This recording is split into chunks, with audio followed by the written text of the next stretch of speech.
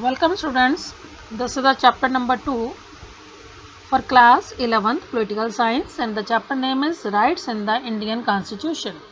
As you know, we already have completed few topics. I am going to remind the topics. We already completed the fundamental rights and explanation of each and every fundamental rights.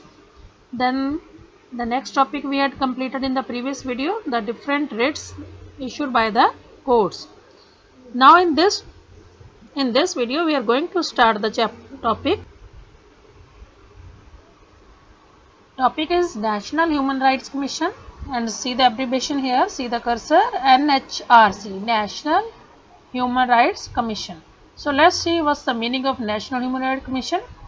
As students, we already have discussed about the fundamental rights, and these fundamental rights are protected by the Constitution and many other agencies or committees which are set up by the Constitution. Okay, so NHRC is one of the committee or commission which is already set up by the Constitution to protect the fundamental rights. Okay, so the main aim of National Human Rights Commission is to protect the fundamental rights. Now let's start. Fundamental rights को protect करने वाला ये commission बना कैसे और इसका main aim क्या है. The very first paragraph I already have marked a few important words here. See it very carefully. The real test of the rights given by any constitution is in their actual implementation. जो भी हमारे constitution है, कोई भी constitution है किसी भी country के, अगर वो वहाँ पे राइट्स देता है तो उसका एक्चुअल जो टेस्ट है वो तब पूरा होता है जब वो अपने दिए हुए राइट्स को एक्चुअली इम्प्लीमेंट करते हैं, एग्जीक्यूट करते हैं, मतलब उसको प्रैक्टिस में लेके आते हैं. सो सारे कंट्री के पुअर, इलिटरेट और दूसरे लोग जो दूसरे डिप्राइव्ड सेक्शन है वो सारे लोग इन चीज़ों से पूरा बेनिफिट नहीं उठा सकते. तो ऐसे लोगों के लिए कुछ इंडिपेंडेंट ऑर्गेनाइजेशंस होती हैं जो ऐसे लोगों की हेल्प करती हैं. इनमें से कुछ इंडिपेंडेंट ऑर्गेनाइजेशंस हैं जैसे People's Union for Civil Liberties, PUCL, People's Union for Civil Liberties. Then People's Union for Democratic Rights, that is PUDCDR. So answer me in the comment box what is the full form of the following abbreviation PUCL and PUDR. तो ये ऐसे कुछ commissions हैं, organizations हैं. These commissions work as a watchdog against the violation of rights. Now see the line again. ऐसे commission का main aim क्या होता है? To protect. Word is written here, they act as a watch dog, जो उनके ऊपर निगरानी रखती है कि अगर कहीं भी फंडामेंटल राइट्स की कोई वायोलेशन होती है, उनको कोई मिसयूज करता है या उनको कोई तोड़ता है लॉज को, तो ऐसे लॉज की प्रोटेक्शन के लिए कुछ ऐसे कमीशन बनाए जाते हैं. सो 1993 में एक ऐसा कमीशन बनाया गया जिसका नाम था नेशनल ह्यूमन राइट कमीशन. सो इसकी ओरिजिन समझ आ गई होगी आपको ये कैसे बना. नेशनल ह्यूमन राइट कमीशन 1993 में बनाया गया था ह्यूमन राइट्स को प्रोटेक्ट करने के लिए. ओके, अब देखते हैं इस कमीशन में मेंबर्स कौन कौन से हैं. तो इसको हम हेडिंग लिखेंगे composition of national human right commission. Okay, so this is compose of former chief justice, जो सुप्रीम कोर्ट का रिटायर्ड चीफ जस्टिस है, फॉर्मर जो पहले ex former chief justice, former जज of the supreme court, a former chief justice of high court and 2 other members who have the knowledge and practical experience in the matters relating to human rights. तो ये लोग इसके member हैं, supreme court का retired जज, high court के जजेस और 2 ऐसे लोग जिनको लॉ के बारे में प्रॉपर नॉलेज है, वो इसके मेंबर्स बनते हैं. तो इन सबको मिला के कंपोजिशन बन गई. अब देखते हैं कि काम क्या करते हैं, इनके फंक्शंस क्या है. तो नेक्स्ट हेडिंग आप यहाँ पे लिखोगे functions of national human right commission. Students, listen this question very carefully. This is very important question. It may come as a 6 marks question in the exam. So you have to mention the answer in the proper points. Okay, first of all, introduction or origin of the Human Rights Commission. Second is composition. Third is functions. Now in the functions, see the very first function. The very first function is to inquire its own initiative. कोई भी starting में कहीं petition file हुई है, कोई file हुई है, court में कोई केस फाइल हुआ है, उन सब की इंक्वायरी करते हैं. ओके, इसका मेन काम है इंक्वायरी करना.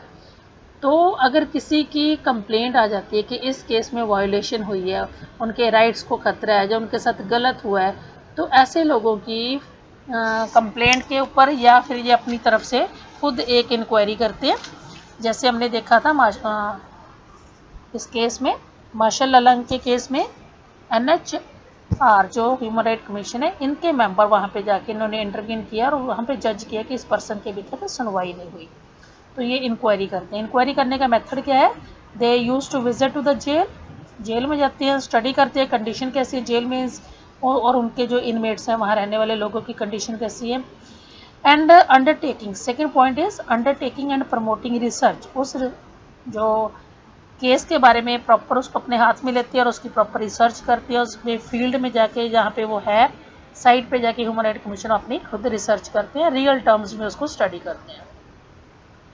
Next number 3, the commission receives complaints in thousands every year, these relate to the consolidated custodial death, then custodial rape, disappearance, police excesses, failure in the taking action।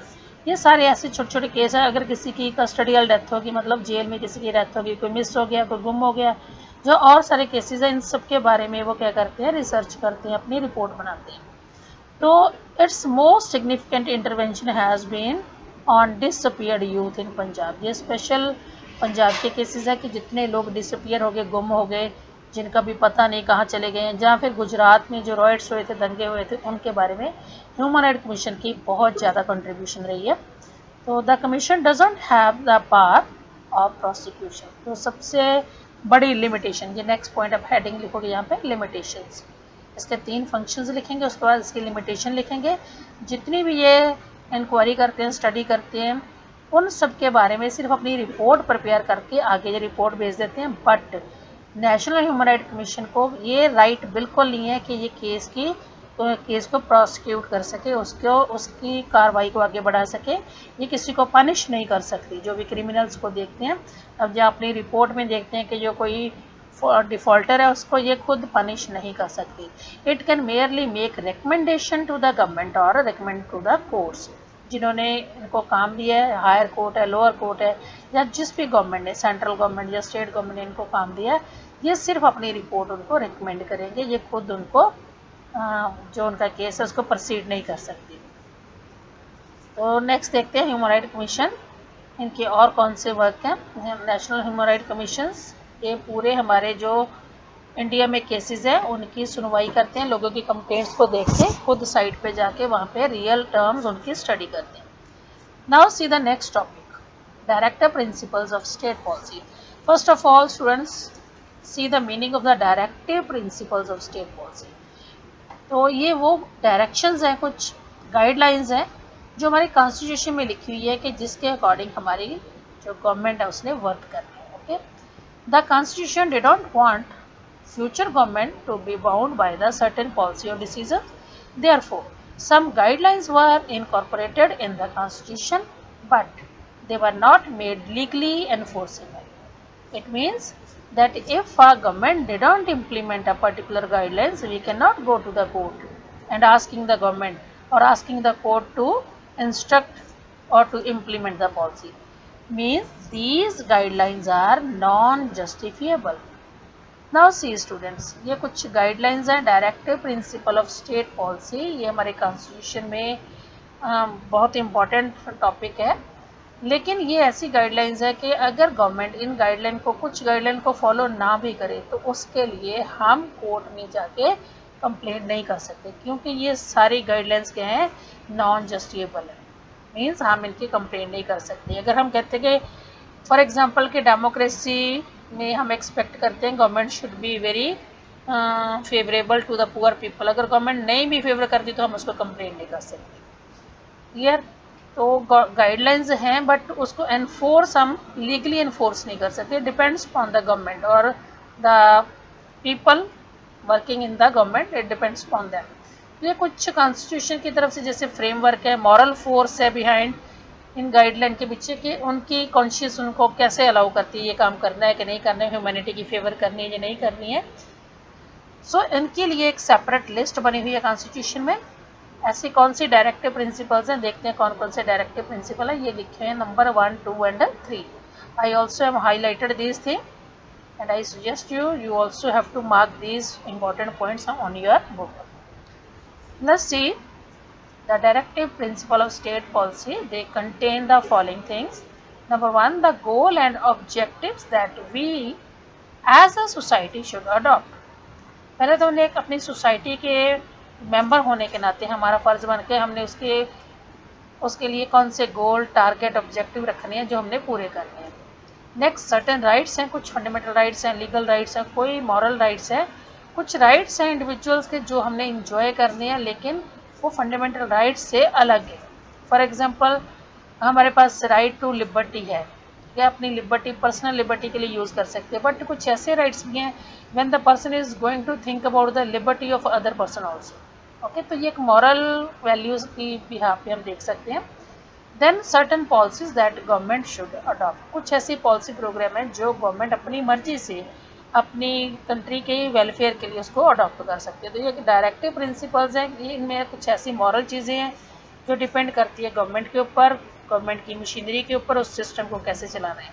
For example, government ने एक bill pass किया abolition of ज़मींदारी. मतलब जो ज़मींदारी system में बहुत सारे उसमें ऐसे हो रहे थे कि कुछ करप्ट केसेस सामने आ रहे थे कि जो पुअर पीपल हैं, लैंडलेस टेनेंट्स हैं, उनकी जो कंडीशन है वो बहुत वर्स हो रही है. तो उनकी कंडीशन को इम्प्रूव करने के लिए ज़मींदारी सिस्टम को बिल्कुल ख़त्म कर दिया गया.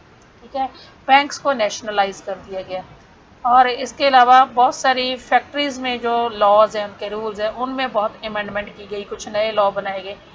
These are the part of the directive principle of state policy. ये हर स्टेट में डिफरेंट लेवल पे, जो नेशनल लेवल पे गवर्नमेंट है, स्टेट लेवल पे गवर्नमेंट है, जो लोकल लेवल पे गवर्नमेंट है, it depends upon the government to adopt these guidelines. Okay, this is just for the welfare और upliftment of the people.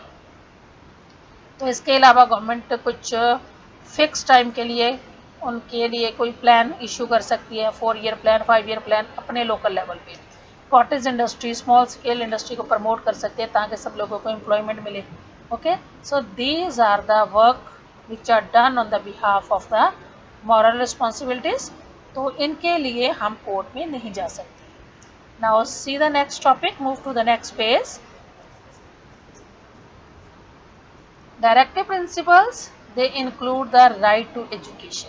Okay, अब जैसे फंडामेंटल राइट है, हमारे पास फ्रीडम है एजुकेशन की, लेकिन ये स्टेट गवर्नमेंट की भी ड्यूटी है कि एजुकेशन को प्रमोट करो. इसमें मॉरल एस्पेक्ट ज़्यादा है. इस एजुकेशन को प्रमोट करने के लिए गवर्नमेंट क्या करेगी, पंचायत राज सिस्टम में या छोटे लेवल पे छोटे स्कूल्स बना सकती है. ठीक है, तो उनके लिए मिड डे मील प्रोवाइड करवा सकती है ताकि स्टूडेंट्स की हेल्थ की और उनकी अटेंडेंस रेशियो को इंक्रीज किया जा सके. So these are the works which are done by the government under the directive principle of state policy. Now see the next topic, fundamental duties. In the last video we had discussed about the fundamental rights. Rights क्या है, हमारे claims है जिसके लिए हम कुछ करने के लिए claim कर सकते हैं कि ये हमारा right है. लेकिन गवर्नमेंट क्या करती है, इसके rights के अलावा हमारे जितने भी citizens हैं उनकी कुछ ड्यूटी भी बनती है गवर्नमेंट के लिए. वो कौन सी फंडामेंटल ड्यूटीज है, हर जो अलर्ट सिटीजन है उसकी ड्यूटी बनती है कि जितने भी गवर्नमेंट के रूल्स और रेगुलेशंस हैं उनको फॉलो करें. जो भी हमारे कॉन्स्टिट्यूशन के अंदर हमारे इंस्टीट्यूशंस हैं, जैसे हमारी एग्जीक्यूटिव है, लेजिस्लेचर है, पार्लियामेंट है, इन सब के लिए हमारे सिटीजन में रिस्पेक्ट होनी चाहिए. तो ऐसे कुछ ड्यूटीज़ हैं जिनकी हम यहाँ पर डिस्कशन करेंगे. ये ड्यूटीज़ है, सबसे पहले 1976 में 42nd अमेंडमेंट की गई कॉन्स्टिट्यूशन में. तो उसके बाद ये कुछ ड्यूटीज इंसर्ट की गई. तो आपको ये 1 मार्क क्वेश्चन आ सकता है, when the fundamental duties of citizens were inserted in the constitution. कब ऐड की गई students, in 1976 during the 42nd amendment. तो इसके अलावा ये फंडामेंटल जो ड्यूटीज थी सिटीजन की, ये ऐड की गई. The constitution does not say anything about enforcing this duty. जैसे गवर्नमेंट के लिए मॉरल ड्यूटीज़ है, गाइडलाइंस है, ऐसे सिटीज़न के लिए मॉरल ड्यूटीज़ है जो वो फॉलो कर सकते हैं, लेकिन इसके लिए कोई लॉ एनफोर्समेंट नहीं है. लेकिन ये मान के चलते कि सारे सिटीज़न अपने कंट्री के कॉन्स्टिट्यूशन को अबाइड बाय करेंगे, उसको फॉलो करेंगे, उसको ओबे करेंगे. तो कंट्री की हारमोनी, जो प्रॉस्पेरिटी है, उसको उसके प्रमोशन के लिए वर्क करेंगे, और जो अपना एनवायरनमेंट है उसको सेफ रखेंगे, प्रोटेक्ट करेंगे, कॉन्स्टिट्यूशन ये भी मान के चलता है कि अगर पर्सन चाहते हैं कि हम अपने राइट्स को इंजॉय करें तो दूसरे के राइट्स की भी, कंडीशन की भी हम पूरी केयर करेंगे।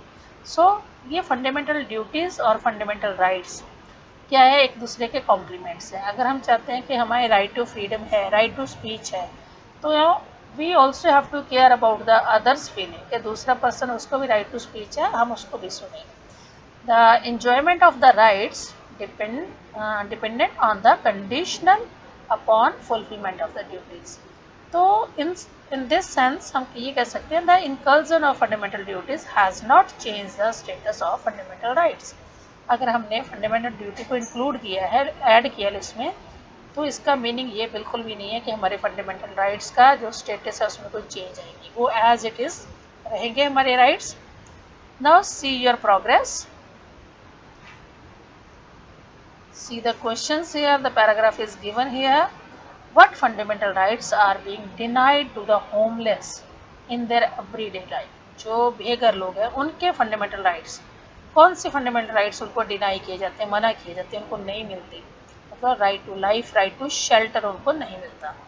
Then what kind of order would you request the supreme Court to issue? इस कंडीशन में आप क्या सुजेस्ट करोगे कि सुप्रीम कोर्ट को कौन से ऑर्डर, कौन सी रिट इशू करनी चाहिए ताकि सारे लोगों को होम और शेल्टर मिल जाए। Now this was a question for yourself as a value based question. Now let's move to the next question, the very important topic. This is surely in the exam as a 6 marks question. Okay, the topic is relationship between the fundamental rights and directive principles। जो directive principles है students, ये थे हमारी government को directions, moral directions to do some works.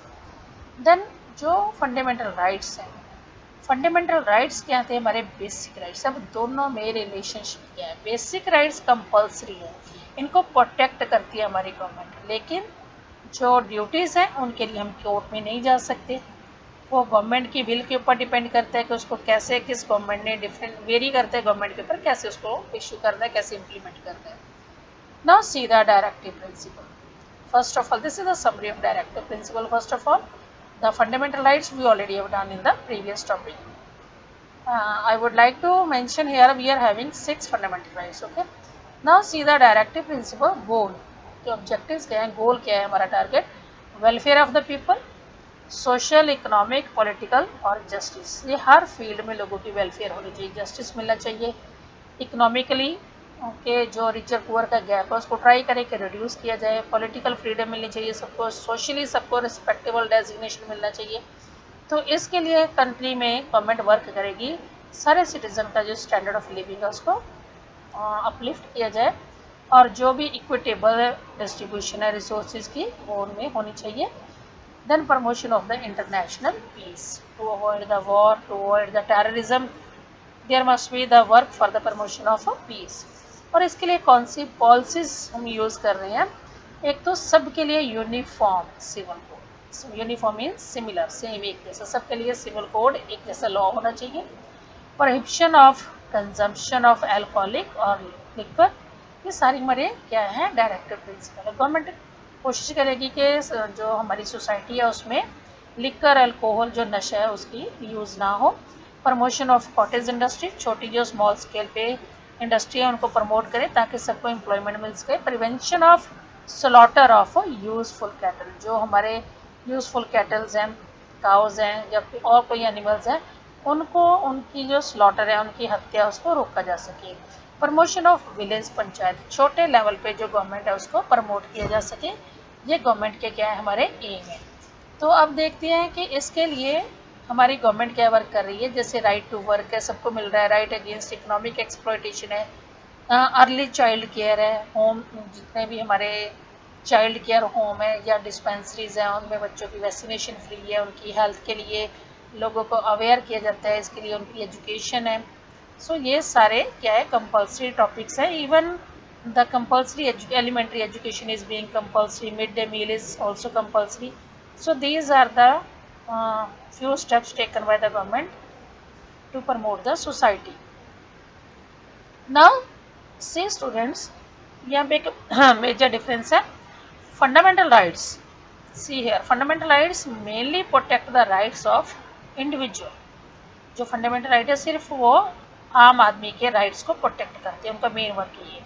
While directive principle they ensure the well being of entire society. जो directive principle है वो पूरी सोसाइटी को देखते हैं कि सोसाइटी की जो वेल बीइंग है, उनकी जो पीसफुल ऑर्डर है वो सारा मेंटेन होना चाहिए। मतलब जो फंडामेंटल राइट्स हैं they just focus on individual and directive principle of state policy they ensure the whole society. वो पूरा फोकस करते हैं पूरी सोसाइटी, पूरे देश में। नाउ सी, इसमें एक प्रॉब्लम है, लिमिटेशंस है। When the government intends to implement the directive principle of state policy, it can come in conflict with the fundamental rights. तो कई बार क्या होता है कि लिमिटेशंस क्या है हमारे, इसमें ड्रॉबैक क्या आता है। जब government directive principle of state policy के अंडर कोई काम करना चाहती है तो कहीं ना कहीं सिटीजन के फंडामेंटल राइट्स उसके बीच आ जाती है। मतलब कि यहाँ पे कॉम्प्रोमाइज़ करना पड़ सकता है और इसकी वजह से कई बार कॉन्फ्लिक्ट डिस्प्यूट भी हो जाते हैं। अब देखो कौन सी प्रॉब्लम है। This problem arose when the government sought to pass law to abolish zamindari system. ये एक एग्जांपल है, जैसे जमींदारी सिस्टम पूरी सोसाइटी में जो इकोनॉमिक गैप है, रिच और पुअर का, मास्टर और उसके टेनेंट का जो गैप है, उसको रिड्यूस करने के लिए गवर्नमेंट ने क्या किया, जमींदारी सिस्टम को अबॉलिश कर दिया। ओके, अब जमींदारी सिस्टम खत्म हो गया, लेकिन इसके साथ ही जो जमींदार हैं उन्होंने आवाज़ उठाई कि उनका राइट टू प्रॉपर्टी वायोलेट हो रहा है। Means when the government is going to implement the directive principle of state policy, then few fundamental rights are being affected by this. So इसकी एग्जांपल कौन सी है, zamindari system. Due to zamindari system the right to property was violated. Okay, तो इसके लिए बहुत सारे debates हुए, बहुत देर तक ये डिस्प्यूट चलता रहा। तो गवर्नमेंट ने क्या किया, कॉन्स्टिट्यूशन में ही अमेंडमेंट कर दी, चेंज कर दी। The government amended the constitution to effect the directive principle of state policy. This led to a long legal battle. यहाँ पे कानूनी कार्रवाई बहुत देर तक चलती रही। एग्जीक्यूटिव जुडिशरी ने बहुत देर तक इस टॉपिक पे, इस मुद्दे पे काम किया। तो the government claim that rights can be abridged. What's the meaning of abridged? To make something shorter by removing its any important part. मतलब अगर एक कोई बड़ा आर्टिकल लिखा हुआ है, अब उसको शॉर्ट करके उसमें से कुछ एक आर्टिकल का कुछ हिस्सा क्या कर दिया, डिलीट कर दिया, कट कर दिया। मीन्स अगर फंडामेंटल राइट्स में कुछ प्रोविजन दी हुई है, उन फंडामेंटल राइट्स को अब्रिज कर दिया, शॉर्ट कर दिया, उसमें से कुछ हिस्सा उसका डिलीट या उसको एडिट करके चेंज कर दिया। तो डायरेक्टिव प्रिंसिपल से की वजह से हमारे कॉन्स्टिट्यूशन में राइट्स में थोड़ी सी चेंजेस हुई। अब ये राइट्स की चेंजेस क्यों की गई, ताकि क्योंकि राइट्स जो हैं इंडिविजुअल के हैं और जो डायरेक्टिव प्रिंसिपल हैं पूरी स्टेट, पूरी सोसाइटी के ऊपर फोकस करती है। तो नेचुरली हम फेवर किसको करेंगे, सोसाइटी को। तो सोसाइटी के फेवर के लिए डायरेक्टिव प्रिंसिपल के लिए हमने फंडामेंटल राइट्स में अमेंडमेंट कर दी। अब कौन सी अमेंडमेंट की, बहुत इंपॉर्टेंट गवर्नमेंट ने स्टेप लिया। Let's see at the next page इसका रिजल्ट। अब इस पूरी लड़ाई में, पूरे डिस्प्यूट में रिजल्ट क्या निकला, राइट टू प्रॉपर्टी के ऊपर इफेक्ट पड़ा। Now see what is the right to property. This is the 4 mark question. Write a short note on the right to property.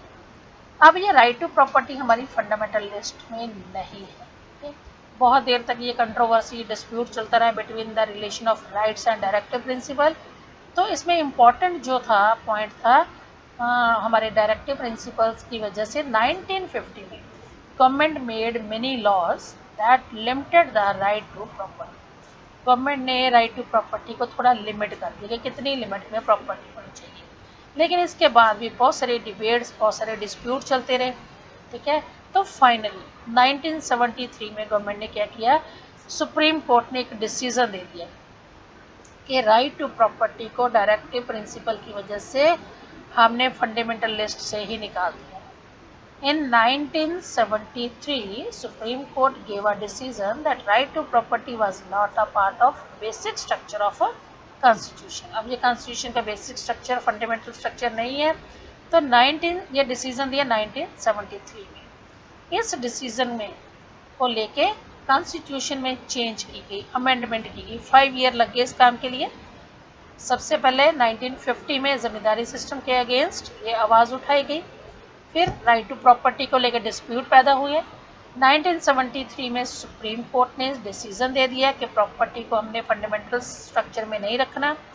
तो इस बात को लेके अब पूरे कॉन्स्टिट्यूशन में एक अमेंडमेंट की गई 1978 में, अमेंडमेंट 44th अमेंडमेंट। इस अमेंडमेंट की बहुत इंपॉर्टेंस है। What is the 44th amendment? 44th amendment in the constitution that was done in 1978, it states that to remove the right to property from the fundamental rights, fundamental rights की list से इसको निकाल दिया and converted it into a simple legal right under the article 300A. So this is the very important one mark question. What do you know about the article 300A? Actually 300A article consists that the right to property is now a legal right. This was done in 1978 by 44th amendment to the constitution. Constitution में 44th amendment की गई, changes की गई 78 में, जिसके according fundamental rights में पहले हमारे पास 7 राइट्स थे, अब हमारे पास 6 रह गई। एक राइट को एक्सक्लूड कर दिया गया, निकाल दिया गया। अब वो राइट क्या बन गया? Legal right. और कौन से आर्टिकल में है? That is article 300A. Okay student, answer me in the comment box, what do you know about the article 300A and what happened in 1978 during the 44th amendment? So these two questions should be posted through the comment box. Now move to the next topic. Now see, ये debate बहुत देर तक चली, complicated debate थी कि rights होने चाहिए या हमारी जो डायरेक्टिव प्रिंसिपल है वो उनको आगे रखना चाहिए। एक्चुअली डायरेक्टिव प्रिंसिपल जो क्या है, हमारी पूरी सोसाइटी को फोकस करती है, उसमें वेलफेयर पूरी सोसाइटी की होती है rather than one individual. Okay, then this generated an other complicated debate this related to the amendment of constitution. The government was, अब इसके बाद क्वेश्चन शुरू हो गया कि गवर्नमेंट में जो अमेंडमेंट है, कॉन्स्टिट्यूशन में अमेंडमेंट है, वो कौन करेगा। Okay, the government was saying that parliament can not make the amendment. Okay, अब सिर्फ पार्लियामेंट अमेंडमेंट नहीं कर सकती, अकेले नहीं कर सकती, क्योंकि ये फंडामेंटल राइट्स के क्या हो गया? अगेंस्ट हो गया, हमारे फंडामेंटल राइट्स को वायलेट करते हैं। तो गवर्नमेंट अकेले क्या नहीं कर सकती? अमेंडमेंट नहीं कर सकती। तो इसकी controversy that was settled bye an important decision. अब इस चीज़ की सुनवाई कहाँ हुई कि गवर्नमेंट अकेले फंडामेंटल राइट्स में चेंजेस नहीं कर सकती। तो सुप्रीम कोर्ट में सबसे एक इम्पॉर्टेंट केस एक ऐसा आया, इम्पॉर्टेंट इसलिए कि इसकी वजह से बहुत बड़ा डिसीजन हमारे सामने आया। So that was the case Kesavananda Bharati case in the supreme court. Okay, तो इसका भी आपका 1 मार्क क्वेश्चन आ सकता है, what do you know about the Kesavananda Bharati case. या ये आ सकता है कि ये कब पास हुआ, ये राइट के अकेले only parliament can not amend the constitution because it violets the fundamental right. तो ये हमारा डिसीजन बिल्कुल सामने आ गया कब? सुप्रीम कोर्ट की जो सुनवाई थी केशवनंद भारती केस में। तो इसके अकॉर्डिंग क्या था, इसका बेसिक फीचर क्या था कि अगर कॉन्स्टिट्यूशन में चेंजेस करनी है तो उसके लिए 2/3 मेजॉरिटी होनी चाहिए। Okay, half of the states है उनकी कंसेंट होनी चाहिए, उनकी मंजूरी होनी चाहिए। तो अकेले पार्लियामेंट इसको चेंज नहीं कर सकती। तो ये सारा डिस्कस हम करेंगे 9th चैप्टर में, जिसमें हमारा टॉपिक होगा constitution as a living document. तो आज के लिए इतना ही रहेगा। नाउ स्टूडेंट्स, ये कुछ एग्जांपल्स हैं कोर्ट केसेस की, जिसके अकॉर्डिंग आपको पता चलेगा। डिफरेंट न्यूज़ क्लिप्स है। सी, these are the different news clips that Dalit family finally gets some respite from the court। जो हमने पहले पढ़ा था कि दलित पीपल ने एक लेटर पोस्ट किया था, जो था पूरी की स्टेट से, कि उनके जो एजुकेटेड बच्चे हैं वो दूसरे हायर क्लास के लोगों के पैर धो के नहीं पिएंगे। और इसके अलावा था कि वो शादी में हायर कास्ट के जाने के बाद उनका काम नहीं करेंगे। तो इसके अलावा और कुछ केसेस हैं, जैसे यहाँ पे है against the women welfare, protection of girl child, okay, then child abuse, ये सारे केसेस हैं। ह्यूमन ट्रैफिकिंग है, ओके, और गर्ल फोर्टिसाइड है। इन सारे केसेस के लिए ये पूरी हमारी सुप्रीम कोर्ट ने क्या दी है, हमारी सुप्रीम कोर्ट की जो आंसर्स हैं उनके डिसीजंस हैं। मीन्स इन सब से ये प्रूव होता है कि कॉन्स्टिट्यूशन में जो भी हमारे फंडामेंटल राइट्स हैं उनकी प्रोटेक्शन होती है। सुप्रीम कोर्ट खुद उनकी प्रोटेक्शन की प्रोविज़न देता है, और जो हमारा सुप्रीम कोर्ट है डिफरेंट जो इंडिपेंडेंट डिसीजन देते हैं, इससे पता चलता है कि हमारे कॉन्स्टिट्यूशन में जो राइट्स हैं they are protected and they are safe. So ये आपका लास्ट में कंक्लूजन है। इसमें Jyotirao Phule, you must remember होगा ज्योतिराव फुले एक रेडिकल सोशल रिफॉर्मर थे महाराष्ट्र में। इन्होंने सती प्रथा के लिए आवाज़ उठाई थी।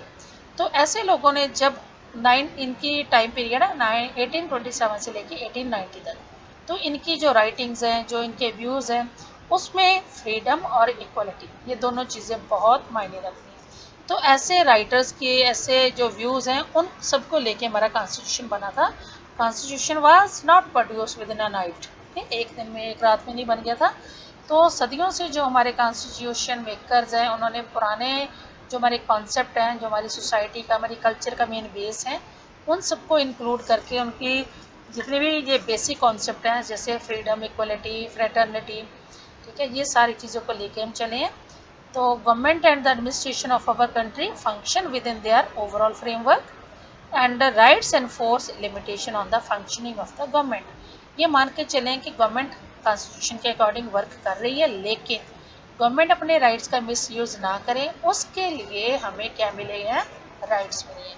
अगर सिटीजन अलर्ट हैं तो ये बहुत अच्छे तरीके से they can keep check on the work of the government. तो इसमें क्या होता है कि गवर्नमेंट ये जो वर्क है उसको लिमिट कर सकते हैं। But student keep one thing in mind, जितने भी हमें फंडामेंटल राइट्स मिले हैं वो हमारे फंडामेंटल राइट्स लिमिटेड हैं, वो अनलिमिटेड नहीं है। उनको कभी भी गवर्नमेंट को रिड्यूस कर सकती है, लिमिट कर सकती है, उनके ऊपर चेक लगा सकती है during the time of emergency, war और any other calamity. So this was the chapter and I hope you must have followed the conditions of the human rights. Then you must follow the concept of directive principle of state policy and major portion what is the relationship between the fundamental right and the directive principle of state policy. ये आपके 3 topic बहुत ज़्यादा important हैं जो हमने आज इस video में कवर किए हैं. So I would like to suggest you to watch the video again if you want to understand the concept properly.